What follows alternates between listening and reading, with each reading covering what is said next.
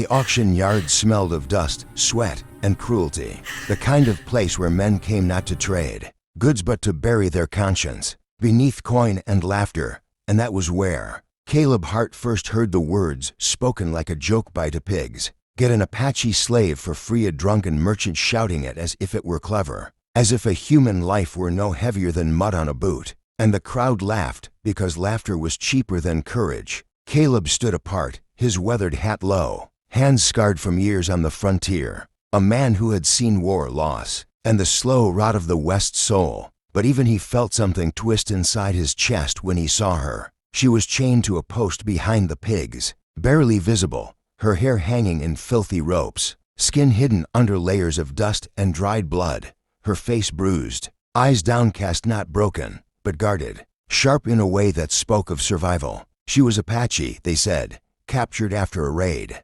considered useless because she wouldn't speak English and refused to beg. The auctioneer barely glanced at her. She was an afterthought, an insult wrapped in chains. Caleb watched men poke pigs, haggle prices, spit on the ground, and then glance at her with either hunger or disgust. And in that moment he remembered every promise he ever broke to himself, about staying neutral, about minding his own business. He bought the pigs, paid the coin, and when the merchant grinned and gestured lazily toward the girl, Caleb didn't smile back. He walked to her, unlocked the chain without ceremony, and for the first time she looked up at him, her eyes dark, unreadable, unafraid. The ride back to his ranch was silent except for the wind and the creak of leather. She sat stiffly behind him, ready to run or fight, expecting cruelty, because that was all the world had given her. But when they reached the ranch, Caleb didn't shove her into a pen or lock her in a shed. Instead, he handed her water,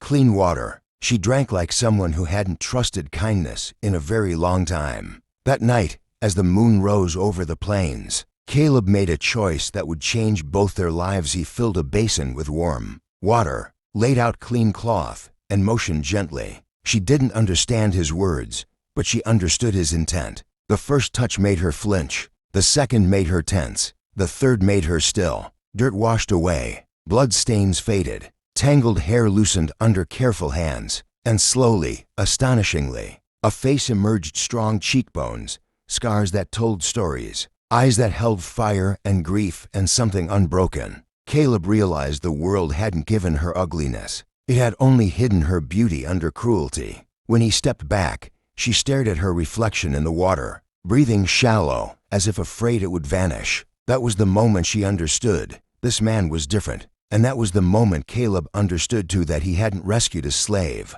He had met a storm.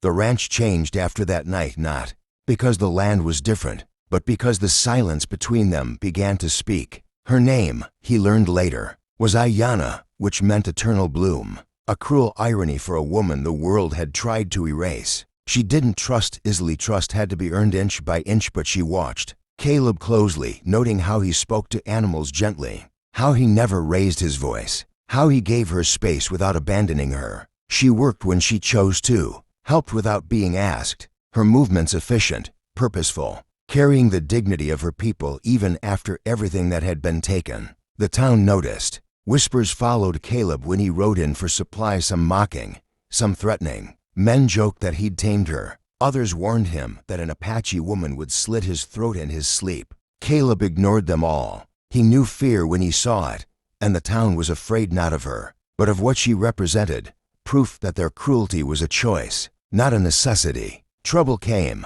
as it always does, riding in on boots and prejudice. A group of men arrived one evening, claiming ownership, waving papers stained with lies, demanding Ayanna be returned like stolen property. She stood beside Caleb, silent but unyielding, eyes steady, spine straight. Caleb refused. Words turned to shouts, shouts turned to violence. But what those men didn't understand was that Ayanna had never been helpless. She had only been restrained. When chaos broke loose, she moved like lightning, defending herself, defending the man who had shown her humanity when the world hadn't.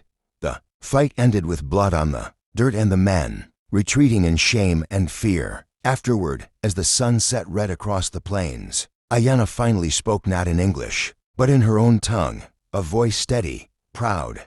Caleb didn't understand the words, but he understood the meaning: gratitude, loyalty, choice. She stayed not because she was owned, but because she chose to. Over time, she learned his language. He learned her stories. The ranch became a place of healing, not ownership. The woman once given away like a joke became a legend whispered across the frontier. Reminder that beauty isn't something revealed by washing dirt away, but by restoring dignity. And Caleb Hart, the cowboy who refused to laugh at cruelty, became something else too, not a savior, but a witness to resilience. Their story spread, not as scandal, but as challenge. What kind of person are you when the world gives you permission to be cruel? If this story moved you, inspired you, or made you think, subscribe to the channel now. More powerful stories are coming, and you won't want to miss them.